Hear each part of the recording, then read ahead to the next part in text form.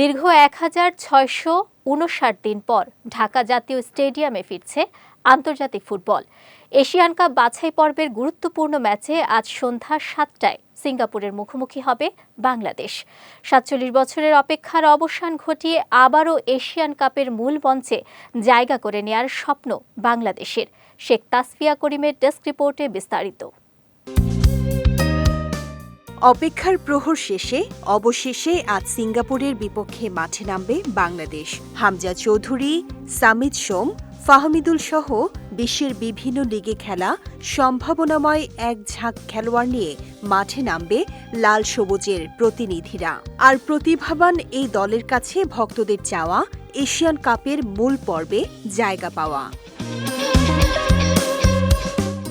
তবে লক্ষ্য অর্জন অতটা সহজ হবে না। এর জন্য তৃতীয় রাউন্ডের বাছাই পর্বে গ্রুপ চ্যাম্পিয়ন হতে হবে বাংলাদেশকে। এদিকে বাংলাদেশের তুলনায় গ্রুপের ৩ প্রতিপক্ষই এগিয়ে। ভারত আছে ১২৭ নম্বরে, হংকং ১৫৩ নম্বরে এবং সিঙ্গাপুর আছে ১৬১ নম্বরে, আর বাংলাদেশের অবস্থান ১৮৩তে। ২০২৭ এশিয়ান কাপ হবে সৌদি আরবে, ফলে স্বাগতিক হিসেবে তারা সরাসরি জায়গা দখল করে নিয়েছে টুর্নামেন্টে। বাকি ২৩টি দল আসবে বাছাই পর্ব থেকে। এই বাছাই পর্বকে মিলিয়ে নেওয়া হয়েছে ২০২৬ বিশ্বকাপের এশিয়ান অঞ্চলের বাছাইয়ের সঙ্গেও। ওয়ালটন আবারও মিলিয়নিয়ার অফারে ওয়ালটন ফ্রিজ কিনে আপনিও হয়ে যেতে পারেন মিলিয়নিয়ার। এদিকে র্যাঙ্কিংয়ে পিছিয়ে থাকলেও মাঠের লড়াইয়ে প্রতিদ্বন্দ্বিতা করার সামর্থ্য দেখিয়েছে বাংলাদেশ।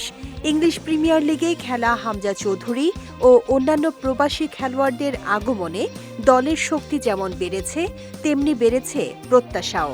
ফুটবল প্রেমীরা এখন তাকিয়ে আছেন তাদের দিকে।